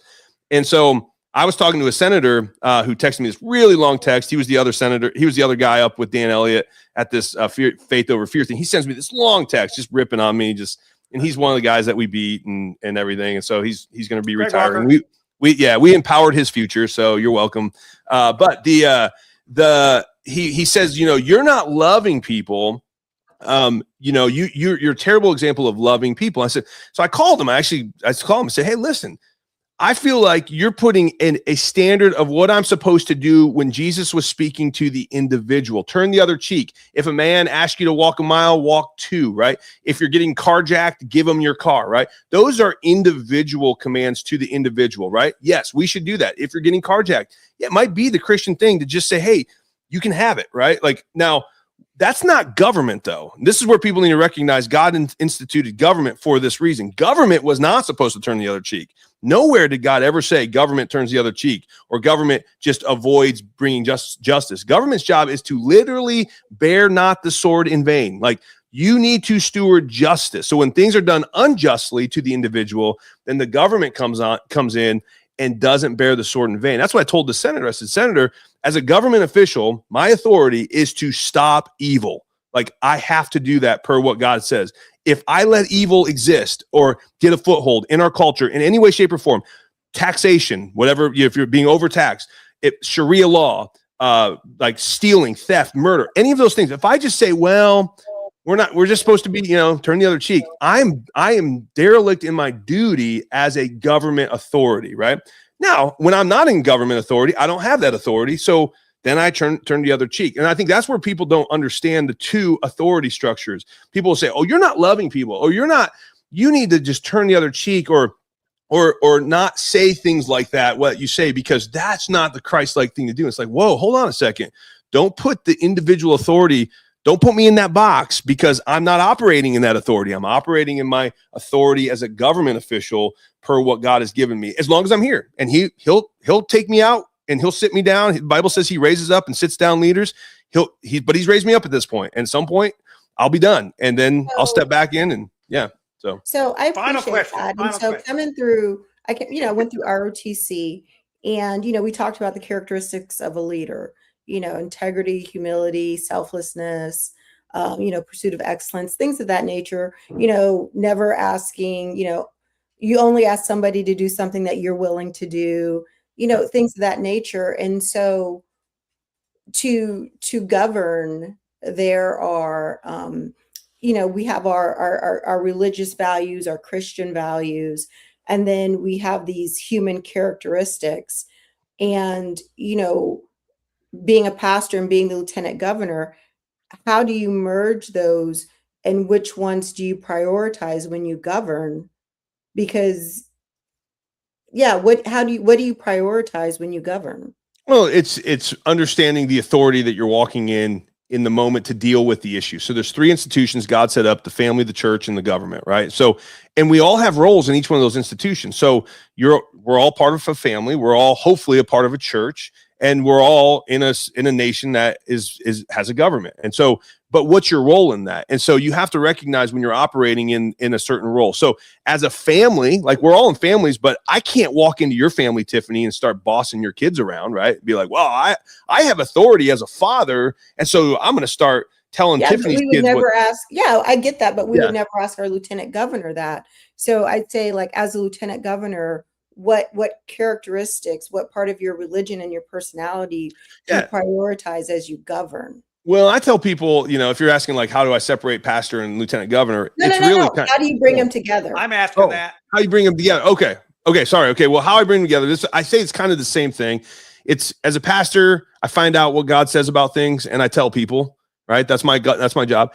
As a government official, I also find out about what God says about things and tell people, right? Like, if we can do this government thing the way God designed it, per what the Declaration of Independence says and the Constitution lays out, it's going to go better for people. Doesn't mean everybody has to be a Christian. So it's not everyone worships the same way. It's just, hey, follow these principles that the laws of nature and nature's God ordained, and it will go better for everyone. So I really think, as a pastor, and by the way, James Madison, I think he went to Yale or Princeton. I think it was Yale.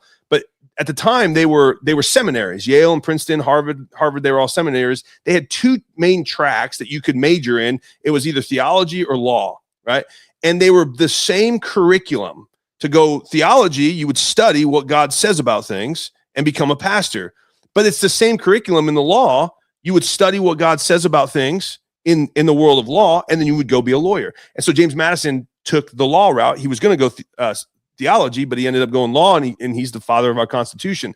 And it's kind of the same thing. I say that to say all this, that it's all about God's truth, laws of nature, right? And nature's God. And so as a pastor, I study the laws of nature and nature's God. As a government official, I should know the laws of nature and nature's God. And the point is to help people see that, and then it will work better. This whole thing works a whole lot better for everybody if we understand the laws of nature and nature's God and promote that. So that's kind of, I don't know if that answered your question. That's sort of my, I think that was a good answer. Okay, I got a question. Sometimes in our chat, people post things. I just want to know what a douche nozzle is. I've heard some terms of calling people things. So apparently that's one of your haters that said that. And I get it. It's I think you should Google that, John, if you don't know what that is. That's unfortunate because, and Micah, I don't think you're a douche nozzle. And I actually wrote down one of the notes for tonight because I didn't know if we were going to talk about the UFC fight. And I wrote about how the douche canoe who commented on former First Lady Michelle Obama, one person shouldn't ruin an event, but and I thought the flyover was spectacular and there were a lot of good things, but it shouldn't be that hard to say that. I agree. Yeah, that's the one thing I thought too, Brad. Like when he said that, I was like, okay, great. Now this whole incredible, amazing night to celebrate America and who we are, our fighting spirit, is going to be overshadowed by that one guy's comments.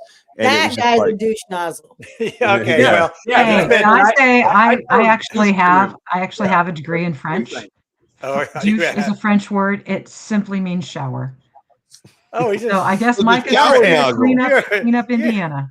Hey, He's a shower nozzle. He's Whoever cleaning up called me Indiana. a shower nozzle, thank you so much. shower head. I think you have to go with the English interpretation of douche it'll because probably be like I studied vinegar. French too, and douche means to shower, but we are not using it in the not in the. We better stop. Yeah, hey, we're good. You We're good. all, No, you no, all we're are good. barbarians. You pronounce Terre Haute, and Notre Dame. Touché. You're pronouncing Notre Dame. Just a whole bunch of frickin' Hoosier barbarians. Right. Hey, John. Ruining the language. Yes, sir. What do you? Okay, so there was a comment. I think it's really good if I can. Kevin Ritchie, who I'm going to try to. Kevin, give me a text message or email my office or whatever. I want to come to Knightstown. No. It's the one. It's Micah does not have authority as a government official to decide what is evil and what is not. There are no laws condemning or banning Islam or any other religion. So no, as a government official, he does not have authority to determine that some religions are evil. Okay. Well, I would remind Kevin that every single law that we make is based on somebody's interpretation of what is good and what is evil, right? That is a law, right? So the question becomes, government does do that, right? And we do make laws based on good and evil. The question becomes, who gets to decide what is good and evil? And to what Lucy said earlier, I agree with her. I do not have the moral authority to rule over anyone and say that's wrong and that's right. I don't. No, Micah, we're not laughing at you, Micah. Make me king and I'll solve everything. Oh, Witty. That's great. My, and again, Stephen Whitmer would not make a good king. He would destroy us all. We know this. It would be terrible. Now the good side, he would also destroy. He would destroy the Indy Star too, and that would be a blessing for Steve Whitmer becoming king. However, Kevin, what I'm saying to you, if you're listening, Kevin, every single law is based on morality, right? It's good versus evil. So who gets to decide? And I think you're hitting on a point that whether you know this or not, you're making a very astute observation. None of us are good enough to decide what is good or evil, and that's why you have to go back to the laws of nature and nature's God. Who is that God that they were talking about? What are his laws of good versus evil? And that's what we do, because President Trump can't discern what's good or evil. Nancy Pelosi can't discern what's good or evil. I can't discern what's good or evil. I know there is good and evil, but it's really God who gets to decide what's good and evil. And that's why in the parable where the rich young ruler comes up and asks Jesus, he says, "Good Rabbi, what must one do to inherit the kingdom of heaven?" Jesus literally stops him. And before he answers his question, he says, "Why do you call me good? There is none good but God." And he's making this point. He's like, you have to recognize you think you know what good is, but you don't. And only God knows. So if I'm really good, then you're declaring that I'm God. And Jesus is God. And so he was making this rhetorical question. This guy say, "Hey, do you think I'm good? If you do, I'm God." And that's the point. We can't discern what's good and evil, Kevin. And that's why you have to bring back God in our culture, because he's the only one that gets it right. He's the only one that has the authority, the moral authority and aptitude to declare what is good and evil. I think as elected officials, I don't think our job is to discern between good and evil. It's to discern between what is good for our communities and what is not. So I think about the legislation that we passed, e-scooters, e-bikes on trails where pedestrians are. We're not saying that the kids are good and evil. We're saying that for the safety of our community, it is not good. It is not safe to have children zipping between pedestrians. So they're just horrible drivers. Because I don't feel like it's my job to assess anything as evil, and I told people when I was elected, I'm all about safety, prosperity, and building community. And if you're outside of those things, then those things are not healthy for our community. It's not healthy for 1630 square miles and 105,000 people. I'm not saying good or evil. It's what's good for the masses. And I think that's one of the things that happens when you have authority and responsibility. You have to think outside of yourself for what's for the greater good. And that's my perspective on it, is like the greater good. What's going to serve the majority of the people? Because I would never, I don't think I could ever tell somebody, I would never use the words good and evil, not as two ends of the spectrum. I don't think that I have the I'm not a good enough person to Would you use say the what word. happened to Haley Busby, was that good or evil? That was horrible. That was evil. That was Would you say horrible. it's- That would was you a say it's- would horrible you event that was perpetrated by somebody who was mentally ill, deranged, psychopathic. Was it evil? Well, who was the What county is our prosecutor? what is our though, definition Micah? of evil? I'm asking you. I as an elected official, Well, I mean, would you evil be able? would be so okay. So if it's an evil event, what, as an elected official, what do? I say this is an unfortunate event. We need to arm parents so that they understand what their children are doing. We need to have talk. We need to have arm discussions parents in our with guns so community that they can so shoot that down that doesn't perpetrators happen like that. again. Sorry, what'd you say? I said we need to arm parents so that they can shoot down perpetrators like that. That's the kind of Well, arming that we need to do But to I mean, protect our children. that was like a But complete backdoor, though, Lucy. Like that. Even if the yeah, that parent was had more guns, of an internet that problem. is a. But the That is point a goes catch. back to we got to be able to, as elected officials and as government, to discern what is good and evil. If we are just all evolved and we just live, we came to being because we just evolved out of this single cell organism, survival of the fittest is the way to go. Then that's actually, you can't say that's evil. You can't say what that guy did to Haley Busby was evil, because that's just him being stronger than her, right? That's him manipulating her, trapping her, which is exactly what the animal kingdom does every single day. You have a stronger species trapping a weaker species and devouring that weaker species. Nobody, I mean, you may not like watching it, but nobody says that's good or evil. It's just, well, it's just the way it is. So if we're just animals, then you can't say what happened to Haley was evil. And that's the problem. Our society has been lulled away from what? From God. Right? Because God says, no, you're not animals. You're made distinctly different in my image, which there is a capacity now for humans to understand good and evil because of what happened in the Garden of Eden, the tree of the knowledge of good and evil. But we have to now know, because we know the difference, and we're not just evolved. We were made. Everyone has value, and human dignity exists because God says so. Now we've got a duty to protect the human dignity, not as just individuals. So Lucy, you're absolutely right. Parents, arm yourself. If someone comes to try to do something like what that guy did to Haley Busby, you should shoot him dead, right? And you should make sure they're dead before the police come and pick up their body. And so, but the government should also do that as well, right? We need to, and then here's what the church does. The Christian church, the Church of Jesus Christ, should teach what is good and what is evil, not according to what a pastor thinks or what some congregant thinks, but according to what God says.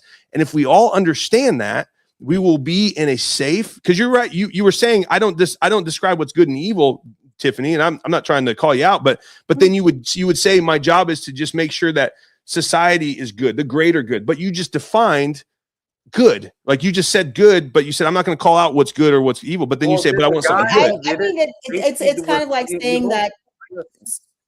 I understand what you're saying. Those are not words that I would use.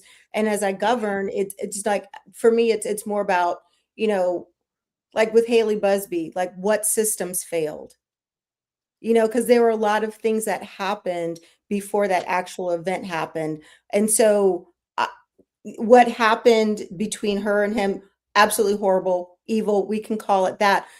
But as you look at trying to fix things and understand and making sure that it doesn't happen again, there are things that have to happen within a community so that we can protect our children and protect our family so it doesn't happen again. Simply calling it evil is not a way to protect us and protect the families and children and high schoolers against it from happening again. Just giving judgment and not understanding the processes and the failures that occurred. Because, we did a lot in the community afterwards to heal and to prepare and to inform families so that it doesn't happen again. Of course, it was horrible. It was evil, but then there was a lot for us to take away and ways to prepare and ensure that it doesn't happen 100%. again.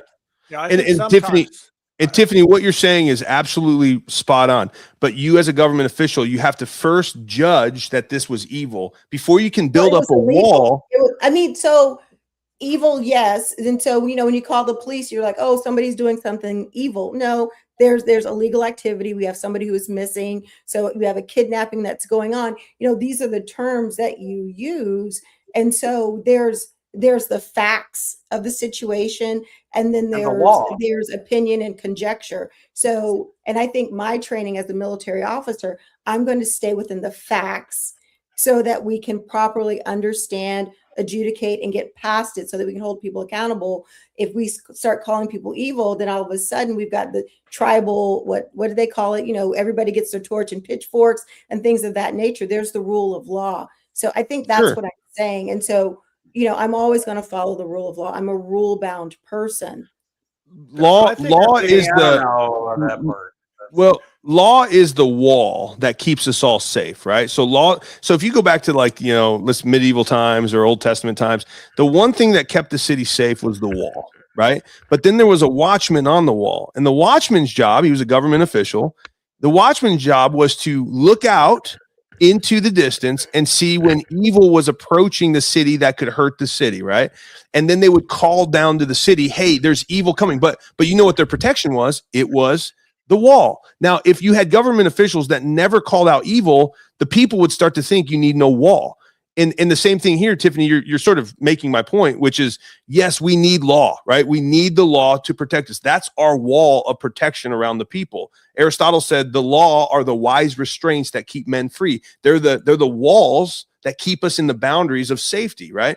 And so, but if you start saying, well, it's not really evil, people will say, well, we don't really need walls. We don't really need law, or we don't really need that thing. If they hear you say call them threats, well, sure, evil threats, right? Like they are very much, you have to make sure that people know the seriousness of what could hurt you, right? So Haley Busby, unfortunately, didn't know the seriousness of something evil, and it was very evil, and he was evil, of what could hurt. And you're right, our systems didn't work. We didn't have the walls. We didn't have the proper protections in order to stop it.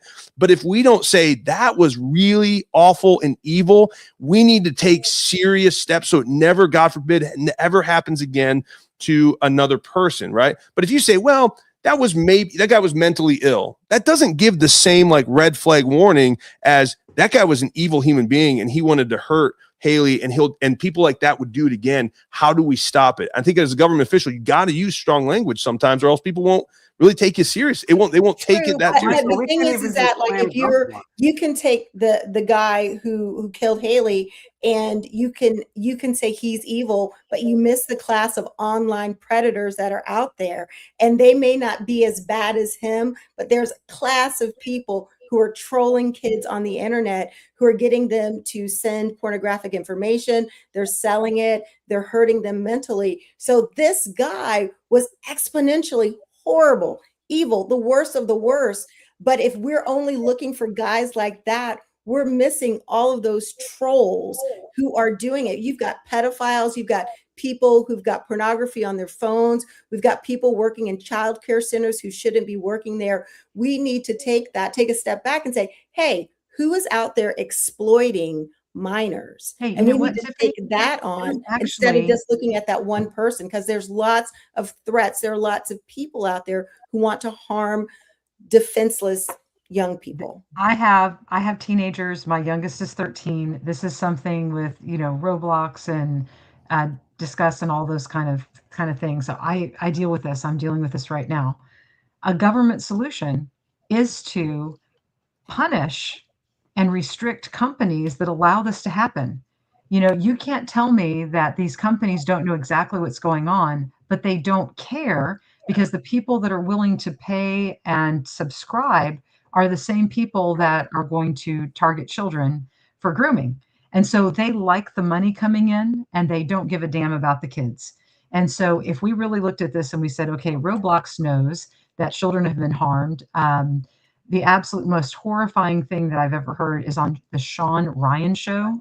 He was former special forces, I'm not sure which branch, and he was interviewing this guy that's a hacker who was explaining how there are entire gangs of people online that exploit, blackmail, manipulate children into hurting themselves, and then they share these around. Roblox knows that this is going on, but their profits are more important. So what I would love to see, Micah do, if he could, as governor, is say, okay, we know that Roblox is doing this. We're not going to allow this to happen within the borders of the Hoosier State. And so from now on, we have internet restrictions in the Hoosier State. And let them sue us and say we have the right to have a system that hurts children. No, you don't. You are a statutory creation. Pornhub tried that, Lucy, and they lost. Todd got rid of Pornhub, I'm pretty sure. Mm-hmm. Well, yeah. Well, what happened with a lot of those sites was the age restriction. So I don't know if they have to put in a credit card or something like that. And maybe that helps. Maybe, Brad, that's the exact solution that we need.